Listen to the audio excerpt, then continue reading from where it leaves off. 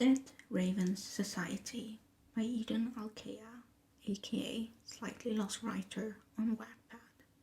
Chapter 2. Ring Happy Bells. Gansey. It took Gansey some time to find his new roommate, but not because the boy didn't stand out against the rest of them. Adam Parrish was the early works of Van Gogh surrounded by the man's last paintings, a speck of grey among a sea of blue. Despite wearing the same uniform Gansey wore, Adam seemed duller to the collar, as if it already had been watched too many times. It didn't quite fit his lanky frame, baggy where he had rolled up the sleeves to keep his slender hands visible. His dusty hair, though cut neatly, was not too different from a bowl cut, while the rest of the Raven boys had their style and different variations of comb-overs.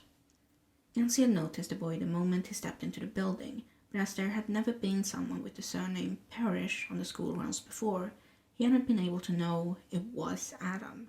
He hadn't known the boy he'd walked past in the garden was his roommate until he overheard Headmaster Welk refer to him as Mr. Parrish. Adam was polite, yet quiet, as he accepted Mr. Welk's compliments and prognoses of his future at Aglionby. The smile he'd had plastered to his face dropped the moment Welk turned his back towards him to talk to the man who would replace their old history teacher this year, Mr. Cherney.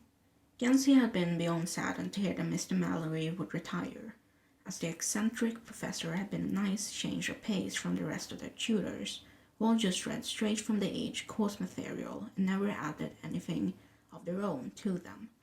But Mr. Mallory had said Noah had been one of his own students once upon a time, so Gansey had some faith that the blonde man could still make history a fun class to attend. At the very least, his young age might make it easier to relate to him, although it felt odd to have a mentor that was so close to their age. Gansey dragged his attention away from the older men and examined his new roommate. Adam looked as if the conversation with the headmaster had drained all his energy. The blue of his eyes faded and his shoulders slumped. He stared down at the piece of paper in his hands, mumbling something under his breath as he turned first to the left and then to the right before his hand dropped to his side and he kicked out at the ground. Adam Parrish, right? I heard we're going to be roommates, Gansey said as he walked up to the boy, putting his arm around his shoulders and turning him in the direction of their dorm. Yeah, was all Adam said in response, his entire body flinching at the sudden touch, but it didn't shove Gansey away. He instead looked down at the gravel path beneath their feet as if he hadn't quite heard him. I'm Gansey. At the lack of response from the other boy, Gansey repeated himself, a little louder this time. Adam looked up at him and promptly shook his head. I'm sorry, I was a bit caught up in my head. It's nice to meet you, Gansey. And with those words, the polite smile returned. Some part of Gansey felt wounded at being treated the same as the school faculty when he was the other's peer. But this was Adam's first day. Gansey himself remembered feeling lost and powerless on his own, and new politeness had been a way for him to regain some power. So, where did they find you?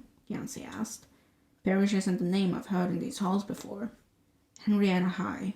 Adam once more looked away, fiddling with the sleeve of his shirt, and Gansey widened his eyes in a theatrical manner. You've been to a school with girls?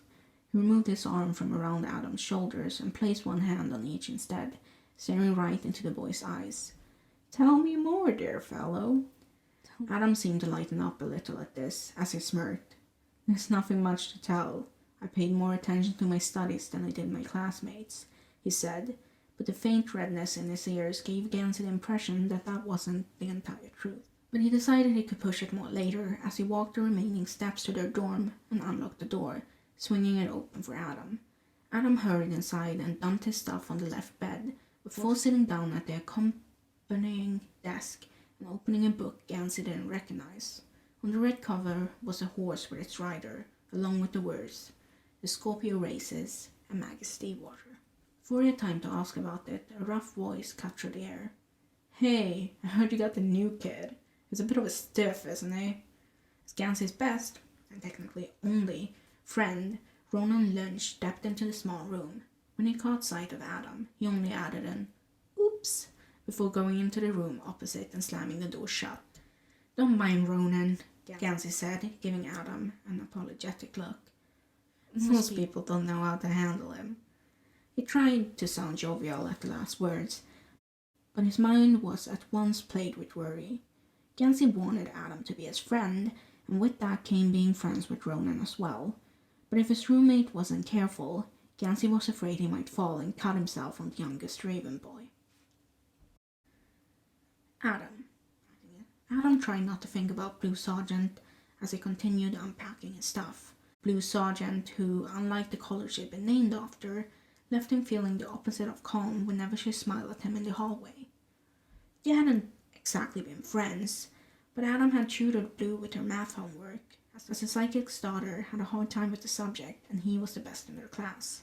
They'd only had 2 months' worth of meetings, but during that short time, Adam had almost begun considering staying at Henrietta High just to continue them.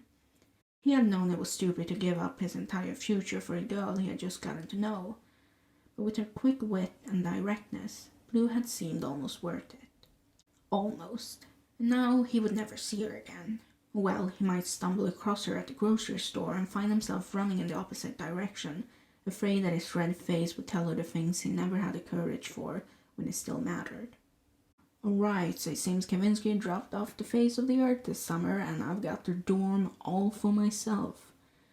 Ronan broke him from his thoughts as he stepped into the room, dragging a hand across his shaved head. Maybe Chainsaw can stay with me after all. Not unless you want to be expelled, Gansey said, and at the questioning look Adam sent him, added, Chainsaw is his raven.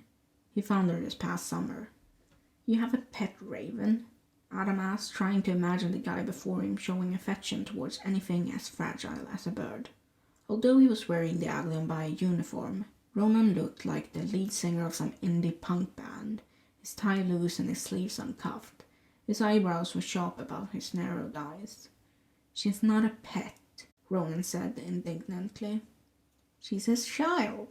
Gansey pointed a finger towards his friend, and I never agreed to co-parent her. You won't have to. You say that now, but when she's shat all over your room, you'll change your mind, and I'll be the one to clean up the mess. Chainsaw is not a beast. She would never. Ronan glared at Gansey for a moment, but then broke into a grin. Anyhow, how about that study group? Well, I need your help with Latin, or Father will be on my back again. I'll see what I can do, Ronan said, glancing over at Adam. What about you, Parrish? I'm fine, thank you. Adam put his focus back on his book, hoping the other boys would take the hint and leave him to be, so he could recharge after so many hours of forcing laughter and smiles.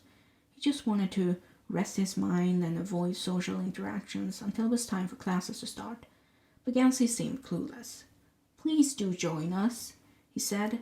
I'll need all the help I can get to make Ronan even consider doing his work. This was the last straw for Adam's tired mind. These boys didn't know how good they had it, having been able to buy their way into this place instead of working every hour of their life to get anywhere close to it, and he glowered up at Gansey. That's not your or my responsibility, Adam said, crossing his arms. If he wants to stay at this school, he's the one in charge of making it happen. He looked down at his book again, but didn't miss the way Ronan rolled his eyes at him before leaving the room, muttering, like I said, stiff, under his breath.